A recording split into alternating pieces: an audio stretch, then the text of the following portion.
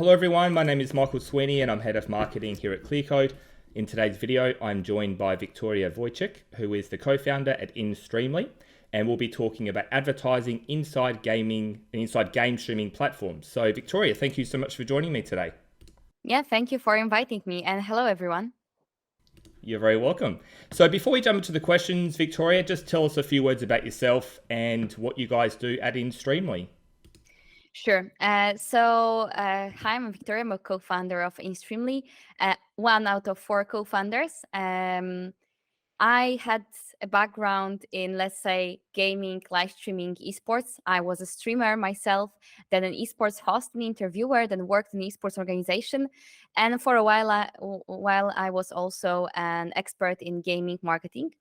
At inStreamly, what we do is, to put it simply, we help brands reach gamers in a way that those gamers appreciate. And in the process, we are helping gaming streamers earn on their passion. So we are making easy for streamers that even have like 20 viewers to work with the top brands like Samsung, Netflix, or PlayStation. Excellent. So maybe just tell us a little bit more about the current state of game streaming, because you mentioned before yourself that you were involved in that. That's your background. I personally don't know a lot about game streaming. The only kind of association I have is with this PewDiePie guy. I guess that's kind of related. But just tell us a little bit about the actual game streaming landscape. What types of platforms are being used for streaming, and also what audiences are consuming the streams, etc. What does that kind of look like? All right. So with game streaming, and broadly, let's say start with live streaming. So live streaming is a huge market, and basically at any platform, is it YouTube or Instagram or TikTok, you will see people streaming live.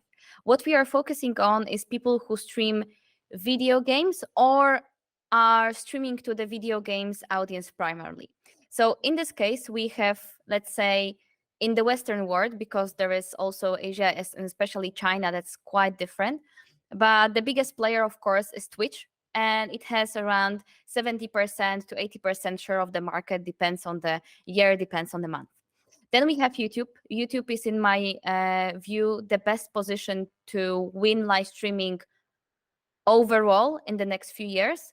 Maybe not in gaming, maybe Twitch will stay and have their position in gaming, but in any other content category, the creators are already on YouTube. They do not need to move to Twitch or to anywhere else, but they can live stream. So I see a huge opportunity there. And then we have a dark horse of this race, a new one, Kick, a platform that was created by I don't even know who created it, to be honest. It has some associations with a gambling platform, but is used to be an alternative for Twitch with better split rates for subscriptions, so for fun support for the streamers, and a more loose approach to content moderation, which made it very interesting for streamers to go in and be more free with what they stream and how they stream. And it's getting more and more traction. Then we have Trovo. Trovo is a platform that's backed by Tencent, and it has some popularity in, let's say, Brazil, Latin America, and smaller countries around Europe. And we, of course, have Facebook. Maybe it's weird saving it for last, but Facebook had a very big push. A couple of years ago, they were paying even streamers in Poland a lot of money to stream on the platform. And basically everyone took the deal, got the payday, and once the contract finished, they switched back to Twitch. So Facebook is revamping their live streaming efforts. They are quite popular as a live streaming platform in Asia, especially Southeast Asia. Their live streaming on Facebook is very strong. But in Europe, we'll still be talking, in the United States especially, it's going to be Twitch, then nothing for a while, and then we can talk about YouTube and maybe Kick as like the rest of the platforms. Cool, very interesting. So you mentioned a moment ago about the streaming of live events, right? So I guess there's kind of maybe let's say two different categories, right? You've got the game streamers, which, as you said, kind of use Twitch as the platform. And then you've got, I guess, regular content creators that create lots of different content about different things, but, incorporate live streaming into that content production, right? Is that kind of how it sort of looks? Yeah, I would say the split is very concrete, and I say those normal content creators, for them, live streaming is more of a tool to connect with the audience. Like a lot of uh, personalities, for example, Blackpink, use live streaming to just seem more human and to connect with the viewers. When we are talking about gaming live streaming, I would lie if I said that all the gaming streamers do is stream games, because it's not true. If you go on Twitch and see what's the most popular, most watched category within the last 3 years, the last month, the last week, it's always gonna be just chatting. So it's nothing to do with games. But the audience is still the same. The streamer is the same streamer who will be on just chatting with the chat for an hour, and then go stream a game or two or another game. And it's still gonna be a gaming audience, gaming live streaming, even if the content is not gaming at the moment. So for example, when I was a streamer, I was streaming mainly League of Legends. And let's be honest, nobody watched me for League of Legends content, because I was a very bad player. People watch me for my personality. And this is what they do for all the streamers. They choose the game they prefer as a context, but watch a streamer for their personality, for how entertaining, fun, interesting they are. And I had like 25 viewers, concurrent viewers, when streaming League of Legends. And one day I had to prepare dinner and I decided, okay, I'm just gonna go on stream and peel potatoes and make cucumber salad just on the stream, just to talk with people and pass the time while I'm making the dinner. And I had 80 people watching me peel potatoes and talk about religion, philosophy, culture, etc. And most of those people were people who usually watch me play games. And it wasn't gaming content, but still the audience, the platform, the context was much more gaming driven than if I were to stream the same thing, for example, on TikTok. So this is why I say that Twitch is right now a primarily gaming or with a gaming audience in mind platform. And YouTube is more positioned to take live streaming as a medium more broadly. Yeah, wow, that's a super interesting insight, because I don't have a lot of knowledge about the whole streaming thing, whether it's game streaming or live streaming. But yeah, because I always kind of thought that it was essentially people would watch these streams because they want to see people play their games, right? But as you said, there's different ways that people can be entertained through these. But as you said, the audience generally is still going to be people who watch game streams, but it's more about the person's personality rather than, I guess, the actual game, because those people could go and play it themselves. Yeah, we even did a research on over a couple of thousand stream viewers, and 85% of them said the reason they watch streams is because they simply like the streamer. And I like this comparison to going bowling with your friends. So you choose to go bowling because bowling is better than kayaking. You don't like kayaking, you will go bowling with your friends. But it's not like you are, oh God, I need to go bowling. I will play bowling. This is so great. No, you're like, okay, let's go bowling. Let's have fun together as a friend group in the context of bowling. So it's the same with choosing a stream to watch, a streamer to watch. Of course, I'm gonna choose the League of Legends category because I prefer League of Legends over CS:GO, the same way as prefer bowling over kayaking. But then which streamer I choose, who I interact with, how much time I spend there, it's more about the person, and the game is just the context. Of course, there will be people who are watched because they are the best at the game. There are a couple streamers, and there's a couple of them in each category, and they are so good, and their content is about them being good and maybe sharing some knowledge about the game. And of course, it's better to get, and it's easier to become a popular streamer if you are very good at games, because let's be honest, it's very frustrating to watch somebody lose all the time. Of course, this can be fun sometimes, but usually the better you play, the more likely you will have people watch you. Yeah, that's a super cool analogy. The way you explained it. I guess I don't know. Maybe I think when you were saying that, I thought maybe karaoke is also like another example, right? Where a lot of people don't say, "Oh, I need to go and sing in a bar," but you do it because you're with your friends as well. But yeah, the bowling analogy is super interesting. So definitely makes a lot of sense. So let's maybe kind of talk a little bit about the advertising, or as you said, it's more about sponsorship and branded placements inside game streams and live streams, etc. So first of all, how does that kind of look? Because I mean, we've got you mentioned the major platforms like Twitch, YouTube, Facebook, even these are all walled gardens, right? Closed off systems essentially. So let's maybe kind of start with that. How does a company like inStreamly kind of get into that? Is that a fairly difficult thing? Is it you have to set up some kind of business relationship with these platforms, and then is there like some kind of API or something like that? How difficult is it, without going into too much sensitive confidential information, but how difficult is it to be able to provide sponsorship on live streams on these platforms? So maybe I'll explain briefly what we do and answer your questions. In a sense, we deal directly with the streamers, and we make dealing with the streamers directly just easier. So in the past, if you were to even place just a stupid logo on a stream, you had to contact the streamer, agree on a rate, sign an agreement, then negotiate how long it's going to be seen, and if they could turn off the logo when they are playing a certain game because the brand doesn't want to be associated with the game. And then you have to get the reporting and pay the money. Like there's a lot of steps only with one streamer. So if you are thinking about working with 10 or 20 streamers, this becomes a full-time job for one person just to set it up. And it meant that most of the brand appearances within streams were only with the top biggest streamers, and 99.9% of streamers on Twitch have less than 100 concurrent viewers.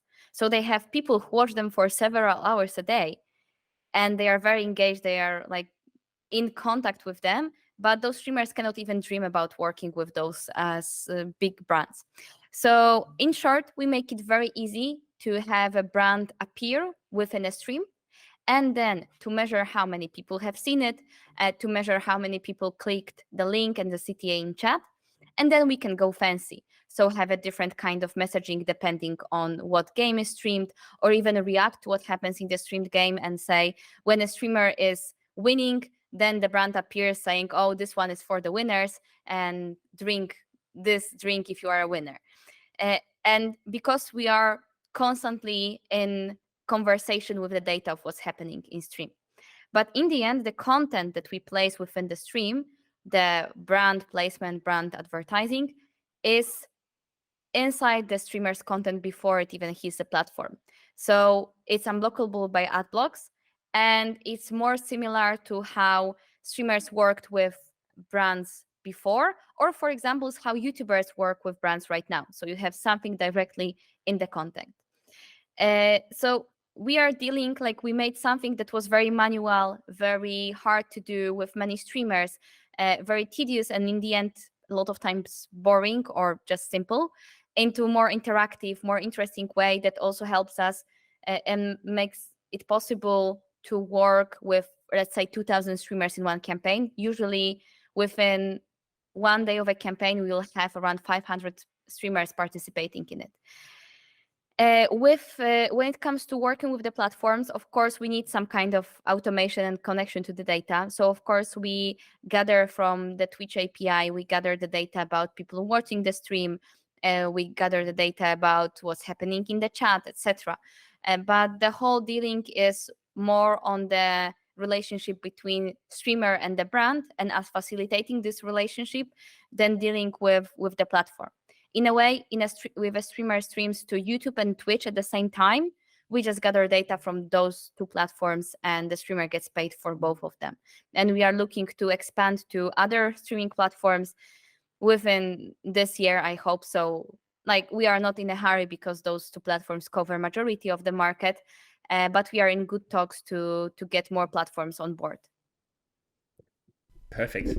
So just touching on that advertising part a bit again as well. So because you mentioned that, I mean, maybe this is kind of the question. Do you consider that this as a type of as a form of advertising, or is it more similar to, as you said, the types of sponsorship that you would generally see on a lot of YouTube creators? Like, what does the kind of format look like? You know, because I guess it's not like a typical banner ad inside a game stream, right? It's more of a, as you said, a sponsorship type thing. So what does the format kind of look like for these sponsorships and branded placements?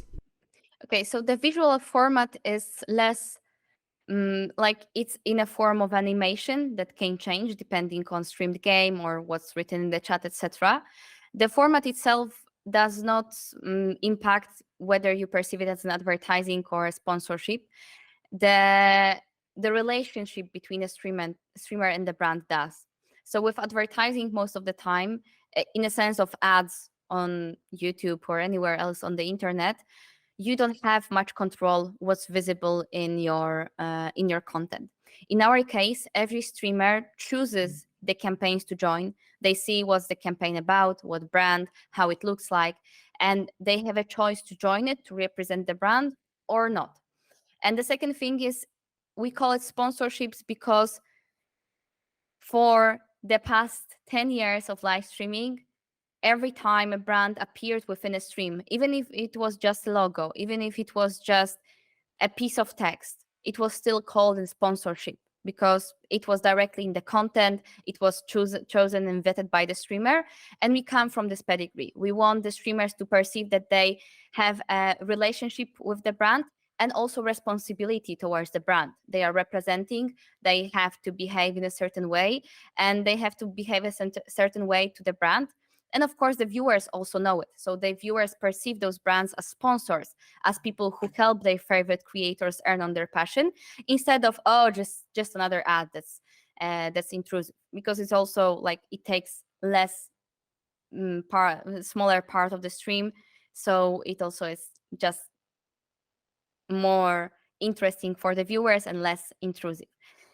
And that's why we call it sponsorships. Of course, in some understanding, sponsorship is similar to sponsoring a football team, and this is quite far away. So we call ourselves that we sit somewhere in the middle between influencer marketing, because it's thousands of micro influencers choosing to work with a brand. Digital media, because it's measurable, you can run A/B tests, you can get data about every single moment when the brand was visible, and we work on this data to optimize those campaigns. And from the third side, we are a bit like TV, so we are baked into the content, unblockable by ad blocks. The targeting is also content, not viewer based. And in the end, we also allow for much more creativity within the format than like the standard mold of, let's say, digital media has. Excellent. Cool. So I've got a couple of questions regarding the ad targeting and measurement part as well, because I think that's super important for brands. It's probably one of the things they ask you about all the time. But just with the actual creatives of these sponsorships and that kind of thing, is that something that the brands, generally come to you guys with already, or is that something that you work with them on to kind of provide like best practices? Is it like a very like a collaborative process between yourself, the brands, and even some of the streamers, or how does that kind of process look? Yeah, it's a new format in an area that's not very well understood and very well known by marketers. So of course we can work, and with some brands we work in a way that they deliver the creatives, the artwork, maybe just get a feedback from us, and that's all. And with some brands we help them craft whole campaigns, or just an idea for getting their, let's say, TV ad and digital messaging, and just molding it in a way that it suits live streaming and gaming. So we do those things because we know that it's needed, that the help is still needed and appreciated. And we also expand into even helping brands with their overarching gaming strategy, gaming marketing strategy, and bigger things like even creating maps inside games like Roblox and Fortnite. So basically we are able to branch out, but it's not needed. So if somebody just gets the technicals and, let's say, creative guidelines for the artwork, they can do it on their own, and it's not a problem for us. And in the future, probably it's going to just be more and more brands. Usually it's like the first time we do it, the second time it's a collaborative thing, and the third time the brand and their agency are able to do it on their own. Perfect. So let's maybe go back to those points about ad targeting and measurement that you mentioned before. So what does that look like in the streaming environment? What kind of ad targeting is available, and what type of measurement data is also available to brands? Mm-hmm. So when it comes to targeting, we are able to target per streamer. So we can exclude some streamers if the brand has a blacklist or anything. We can target certain hours within a day and also change the messaging. So for example, if you have a convenience store, in the morning, you might want to promote your coffee machine. And then in the evening, you want to maybe promote some lunch options. And then we can also target by content. So for example, you can exclude certain games. There are brands that really want to exclude every game that has realistic shooting in it. And we make sure that the brand will not be visible in those categories. And then we can also target by demographics, in a sense that we gather demographics from the streamers. We are able to say, okay, those streamers and this type of content will reach mostly older audiences, this types younger audiences, and we are able to skew the targeting one way or the other. So we are also able to segment per game, in a sense, or pay per game category. If you're a brand running a competition around League of Legends, you probably only want to promote in League of Legends category, and this is also possible. Perfect. Excellent. And what about the measurement data? Like you mentioned before, you've got analytics and that kind of stuff. So what kind of information can brands see about how well their campaigns performed, etc.? Yeah, so they get every data, I'd say, that wasn't previously possible in just like manual sponsoring. So they get overall data of the campaign, the number of views, number of clicks, number of unique viewers, category streamed, unique brand appearances, and then they get data per each category. So they get data per streamers. They can view each streamer, the number of views of each streamer, and each time the streamer displayed the brand placement. So they can go really in depth and also see the CTRs of certain streamers and identify the, for example, biggest brand promoters for the future collaborations.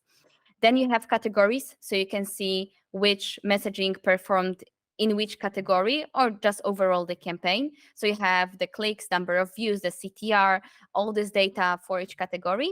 And then if you have multiple artworks, for example, if you want to do A/B tests, we also have this data for every time an artwork is shown. We know who shown it, how many viewers there were, how many people clicked, unique viewers of that, what category was streamed, etc., etc. So there is a lot of granular data. We also provide demographics data. The demographics data has one issue, that it's driven by Google Analytics, and it means that it's not covering people under 18, which is a lot of the category. But still, it gives you a pretty good overview, like who was the major audience that you reached. So this is available in a live dashboard if it's needed. We also provide a direct report at the end. So we create a presentation with all the major data and also with our recommendations for future campaigns, how to optimize it.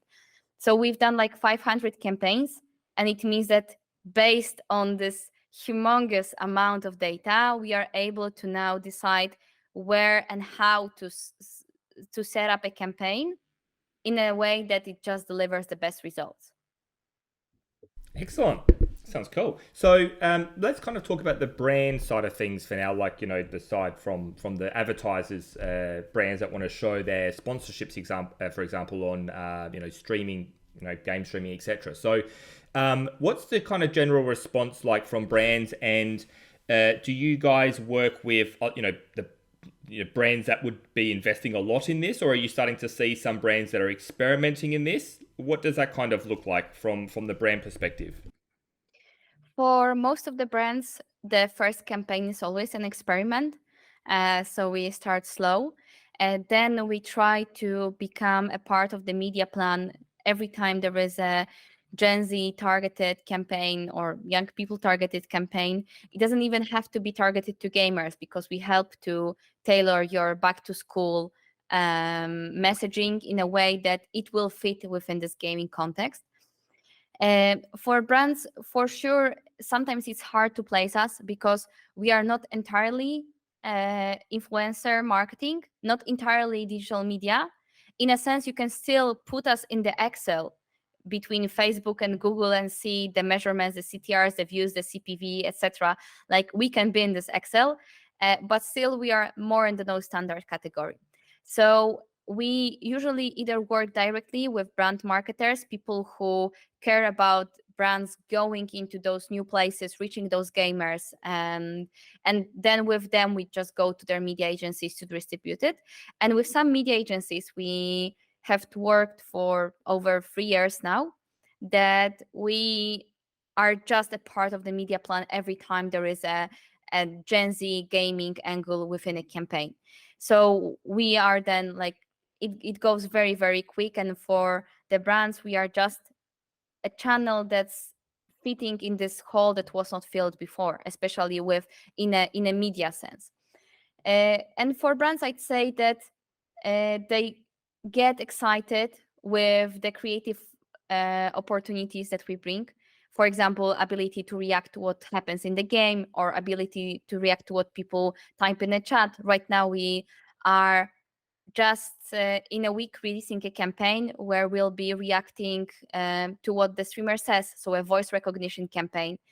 And we bring those opportunities, and from this you can build up very, very interesting campaigns that are going much further than just saying, oh, you're just running media within a stream.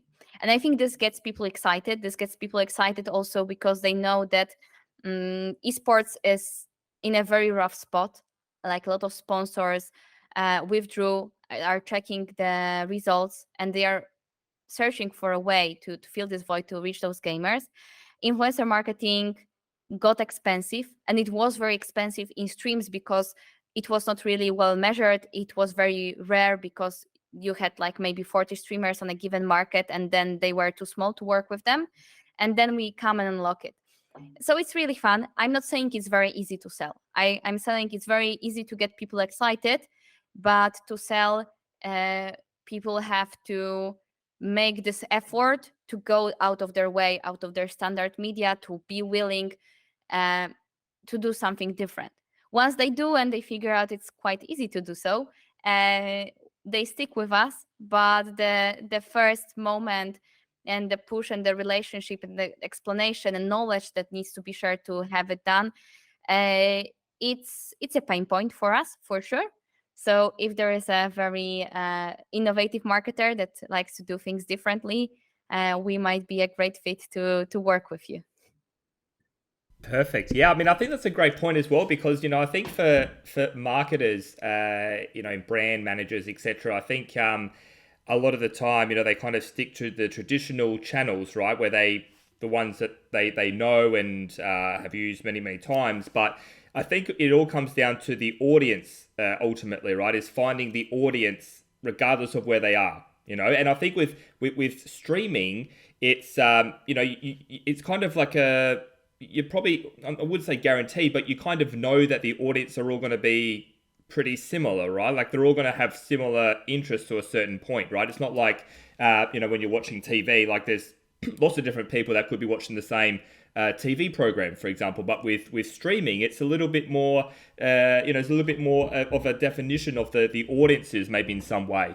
I guess with that, so I think there's certainly a lot of potential in that, and it's kind of maybe in a way similar to as you mentioned before, some other kind of channels like influencer marketing you mentioned, even maybe in-game advertising, where because that's a fairly big channel as well now. There's a bit more investment in that, showing actual ads on digital billboards, for example. But that's a little bit of a different format to what you guys are doing. The sponsorship part is a little bit more.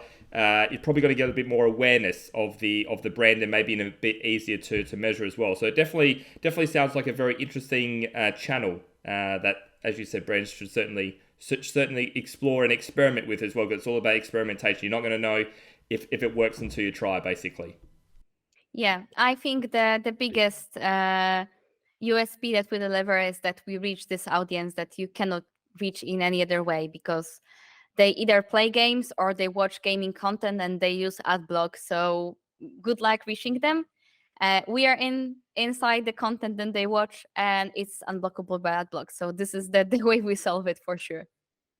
Yeah, definitely a very strong selling point there. Excellent. So, the last question I have is about the growth of game streaming and sponsorship within live streaming as well over the next sort of 5 or so years. So, what does that kind of look like from your perspective? How do you see this channel growing, and where will the growth come from? For example, will it be, as you said, about educating more brands about the potential and the advantages of this channel and the possibilities for them, or will it come from somewhere else? Like, what does the kind of growth look like, and where will it come from over the next sort of 5 or so years, let's say? So maybe I'll start with how live streaming will evolve, because I think brands always follow the eyeballs, and the eyeballs will follow the growth of live streaming. So first, I think we'll get more wars between the platforms. I think YouTube overslept. Like, they could have been much bigger in the last 5 years, and they did not do much to address some pain points. They did actually last year do a lot of things to be on par feature wise with Twitch. I still believe, in a sense, that the Twitch monopoly will fall. It's gonna be Kick, it's gonna be YouTube, maybe a multiple platforms, maybe more niche platforms for other kinds of live streaming, but we'll get there. The second thing is the future of creators collectives, or like teams. We had this huge craze of esports teams that basically were entertainment companies, because the part of esports players playing the game the best in the world, there were also streamers and content creators, and a lot of it was based on getting to people with the content, with the entertainment value.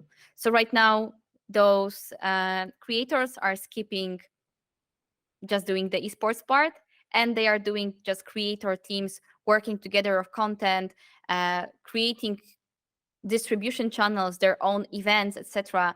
Great example is OTK, a group of streamers led by Asmongold, one of the biggest streamers in the world. And they are doing streams together. They are doing their own indie game showcase events, other events.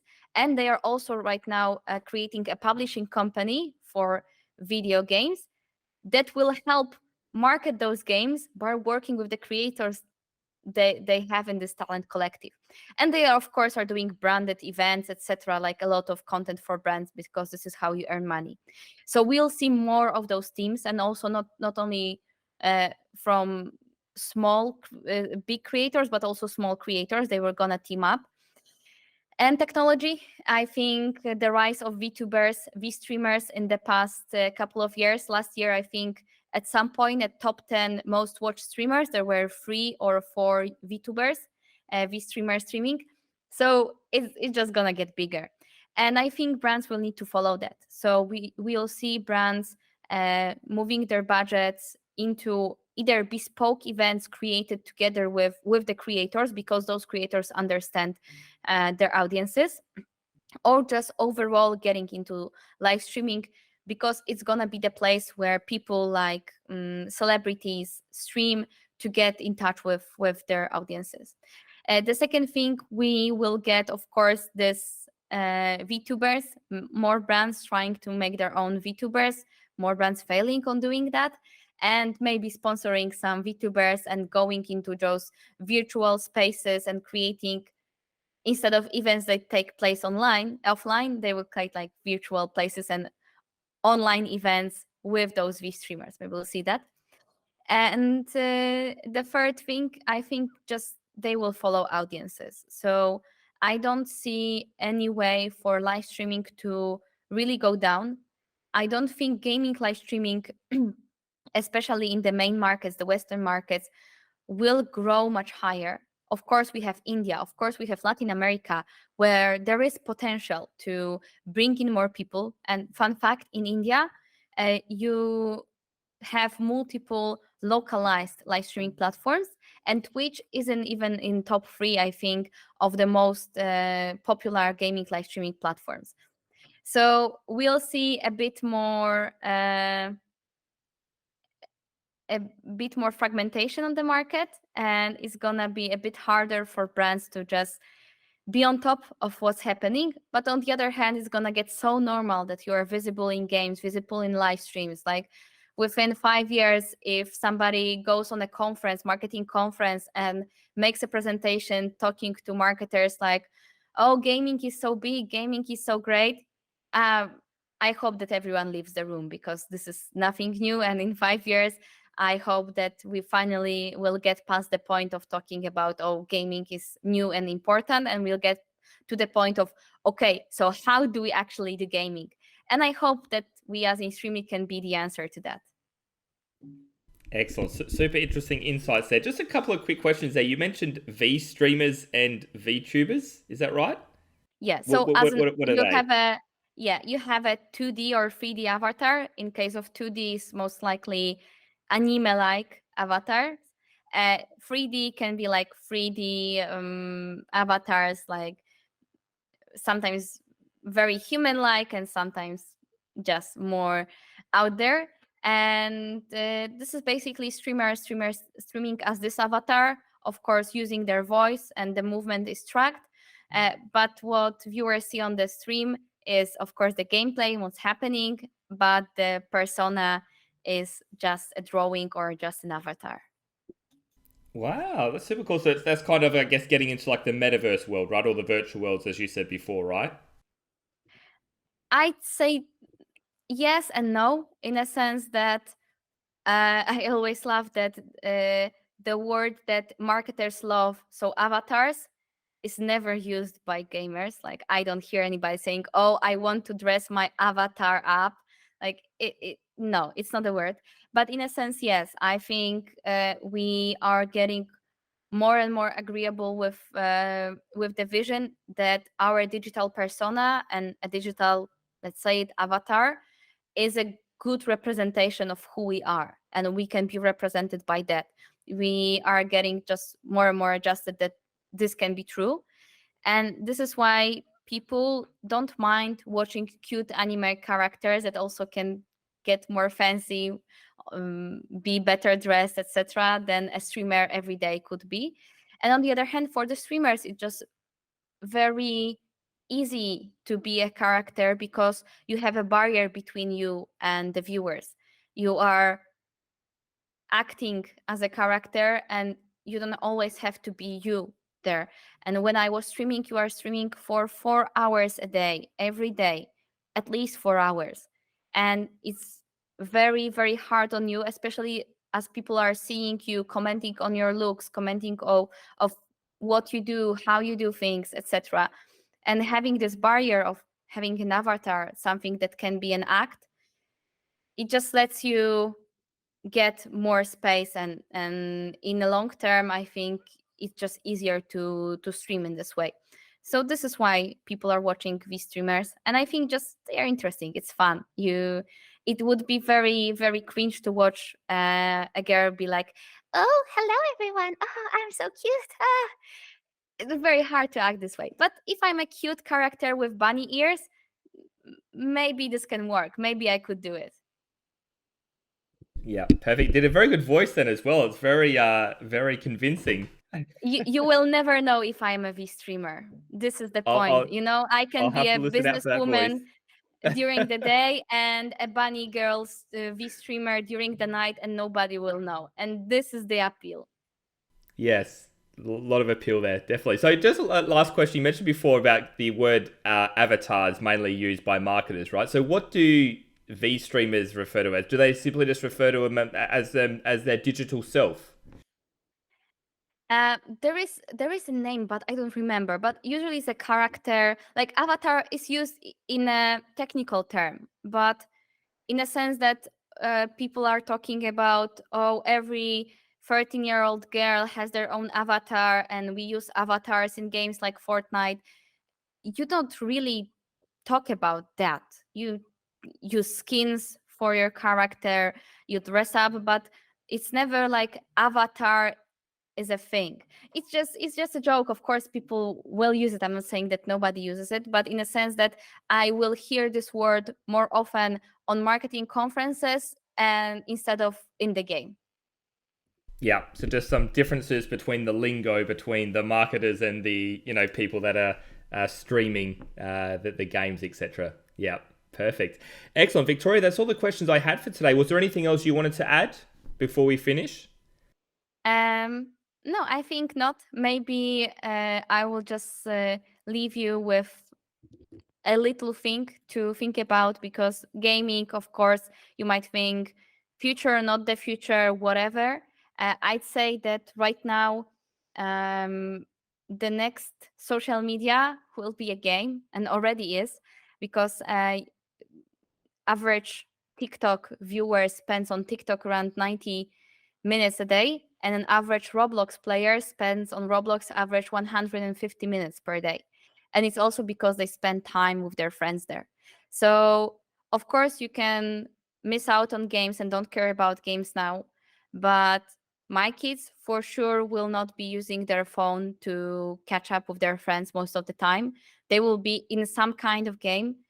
And I believe that in a sense, in 10 years, it's going to be very, very hard to distinguish what's a game and what's not a game, what's a platform, what's a movie, and what kind of entertainment part we are in.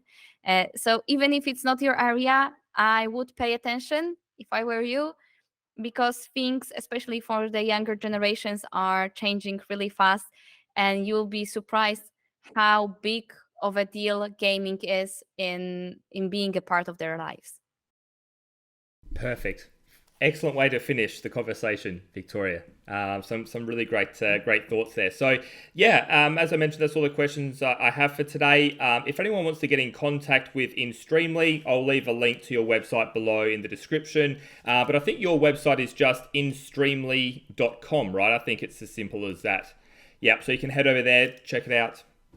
Yeah, you can catch me also on LinkedIn. I share knowledge about gaming marketing, and just reaching Gen Z. So give me a follow on LinkedIn. Is Wiktoria Wójcik. You will find the name in the title. So feel free to reach out to me if you ever have any questions about marketing to gamers. Perfect. Excellent. I'll leave a link as well to your LinkedIn profile as well, so people can click on that in the description as well. So yeah, Victoria, thank you so much for that. It was a fantastic conversation. I learned a lot about the world of game streaming and live streaming. So thank you so much for your time today. All right. Thank you very much, and have a good one.